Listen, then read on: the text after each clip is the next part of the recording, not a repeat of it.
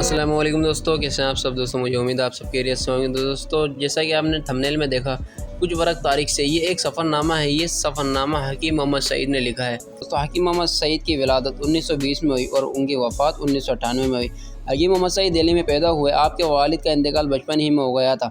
9 साल की उम्र में हाफिज़ कुरान हो गए। तक़सीम हिंद के बाद कराची आए और दवा साजी का एक बड़ा हमदर्द कायम किया।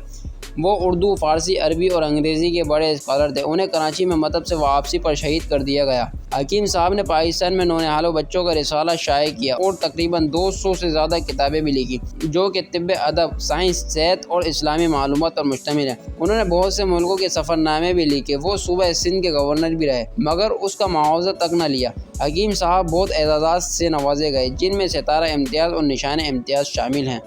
ये सफ़रनामा सुनकर यह याद रख कि आपको क्या क्या फ़ायदा हासिल हो सकता है। किसी सफ़रनामे का हाल लिख सकते हैं, मुतरादिफ अल्फाज के जोड़े बना सकते हैं, रोज़मर्रा ज़िंदगी के तजुर्बात, मुशाहिदात या वाक़ियात के हवाले से याददाश्त या डायरी लिख सकते हैं। दुरुस्त तलफ़्फ़ुज़, उम्दा लबो लहजे में अपना सफ़रनामा भी बयान कर सकते हैं। तुम्हें मालूम है कि ब्रिटिश म्यूज़ियम क्या है? मैं बताता हूँ। ब्रिटिश म्यूज़ियम दुनिया की सबसे मशहूर और अहम लाइब्रेरी है। ये एक आर्ट गैलरी भी है, जहाँ मुजस्समा साजी, मुसव्वरी, नक्काशी और ज़ुरूफ़ साजी के बेहतरीन नमूने मौजूद हैं, जो दुनिया भर से जमा करके यहाँ रखे गए हैं।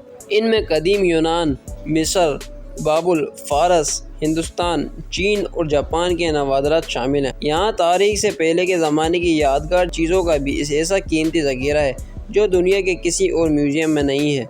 ब्रिटिश म्यूज़ियम में कलमी नुस्खे, पुरानी किताबें, सरकारी दस्तावेज़ात, नक्शे और डाक के टिकट हैं, और दुनिया भर में आसार कदीमा की खुदाई से हासिल होने वाले नादिर और नायाब कुतबे, मिट्टी के बर्तन, मूर्तियाँ और दूसरी चीज़ें हैं, जिनसे तारीख और मुख्तलिफ एतवार की तहज़ीब और तमद्दुन का पता चलता है। यह तहक़ीक़ का काम करने वालों के लिए अहम मालूमात फराहम करती हैं। ब्रिटिश म्यूज़ियम की लाइब्रेरी दुनिया की 3 सबसे बड़ी लाइब्रेरियों में शुमार होती है। दूसरी 2 अजीम लाइब्रेरियाँ पेरिस की लाइब्रेरी बिब्लियोथेक नेशनल और वाशिंगटन की लाइब्रेरी ऑफ कांग्रेस है। यहाँ 70 लाख से ज़्यादा किताबें हैं। इनमें ज़्यादातर अंग्रेज़ी ही की किताबें हैं, लेकिन दुनिया की दूसरी ज़बानों की किताबें भी यहाँ हैं। ब्रिटिश म्यूज़ियम की लाइब्रेरी के 3 बड़े हिस्से हैं। एक हिस्सा मतबूआ यानी छपी हुई किताबों का है। इसमें किताबें, दस्तावेज़ात, नक्शे और डाक के टिकट हैं। दूसरा हिस्सा मखतूतात यानी कलमी नुस्खों का है। यहाँ 3री सदी कबल मसीह से अब तक के यूरोपीय मखतूतात हैं। तीसरा हिस्सा मराकेश से लेकर जापान तक के मखतूतों और छपी हुई किताबों का है। अखबारात की अलग लाइब्रेरी है। ब्रिटिश म्यूज़ियम लाइब्रेरी के मखतूतात के हिस्से में यूनान के आइन के बारे में अरस्तू के अपने हाथ से लिखी हुई एक तहरीर भी मौजूद है। नौनिहालों, तुम्हें जानना चाहिए अल-बिरूनी और इब्नुल हैसम कौन थे। अल-बिरूनी का नाम अबू रेहान इब्न अहमद था। इस्लामी दुनिया के एक अजीम साइंसदान थे। वो रियाजी, फल्कियात, मादनियात और दवाओं की खासियत के माहिर, सियाह और आसार कदीमा के आलिम भी थे। अल-बिरूनी ने अपनी ज़िंदगी के 50 साल इल्म हासिल करने और किताबें लिखने में गुजार दिए। उन किताबों पर शाहिदर मार्च से बड़े इनामात भी पेश किए गए, लेकिन उन्होंने कोई इनाम कबूल नहीं किया। वो शाही इनाम को अपने इल्मी मुकाम पर मर्तबे के खिलाफ समझते थे और किसी इनाम की परवाह किए बगैर लिखने में लगे रहते थे।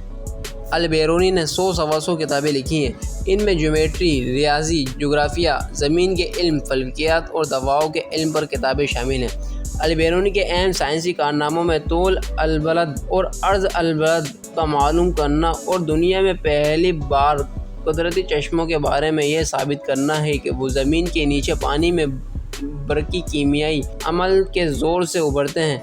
उन्होंने दरिया और ज़मीन के गहराई मालूम करने का तरीका भी बताया और मादनियत के इल्म में बड़ा इजाफा किया। उन्होंने बहुत सी जड़ी बूटियों की खुसूसियात और उनके फ़ायदे और मुख्तलिफ ज़बानों में उनके नाम भी बताए। एस्ट्रोनॉमी और रियाजी मुताले के लिए अल-बिरूनी ने हिंदुस्तान का सफ़र किया और वहाँ के रस्म व रिवाज और रहन सहन के तरीक़ों का गौर से मुताला किया। फिर गज़ना वापस आकर किताब अल-हन्द के नाम से एक किताब लिखी और वो सारी मालूमात जो उन्हें हिंदुस्तान में हासिल हुई थी, इसमें जमा कर दी। हिंदुस्तान के आलिम अल-बिरूनी से इतने मुतासिर हुए कि उन्होंने इल्म का दरिया कहने लगे। अल-बिरूनी का इंतकाल 1048 ईस्वी में हुआ।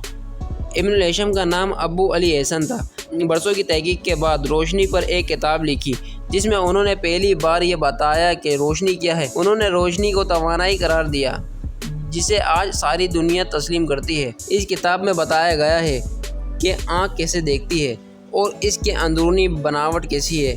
इब्नुल हैसम ने यह उसूल बयान कि जब रोशनी की शाएँ किसी बारीक सुराख से गुजरकर किसी पर्दे पर पड़ती हैं تو وہ اس پردے پر اس جسم کا الٹا عکس ڈالتی ہیں جس سے نکل کر وہ آ رہی ہیں۔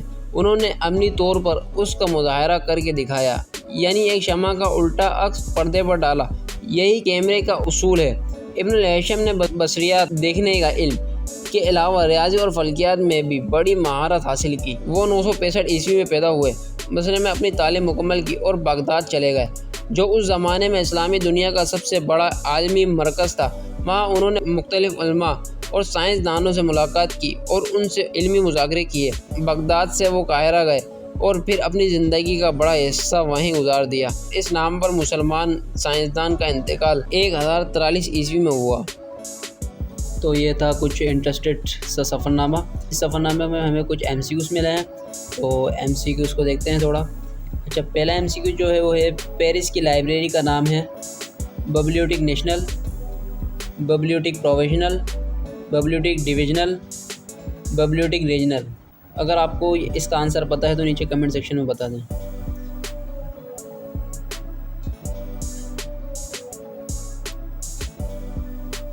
تو اس کا صحیح جواب جو ہے رائٹ آنسر ببلیوٹیک نیشنل، یہ اس کا صحیح آنسر ہے۔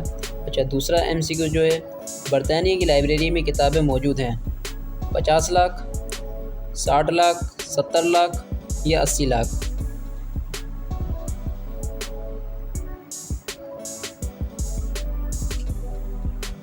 تو اس کا صحیح جواب ہے 70 لاکھ، ٹھیک ہے جی۔ اچھا، تیسرا MCQ جو ہے البیرونی نے علم حاصل کرنے اور کتابیں لکھنے میں گزار دیے 10 سال، 20 سال، 40 سال یا 50 سال۔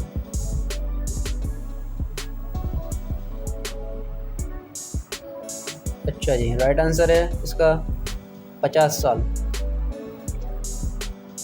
فورتھ MCQ ہمارے پاس ہے ابن الہیثم کا نام تھا حکیم محمد سعید، ابو علی الحسن، سید حسین نصر، اور چوتھا ہے فخر الدین رازی۔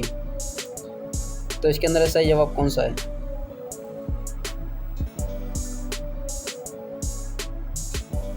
تو اس کا صحیح جواب ہے ابو علی الحسن۔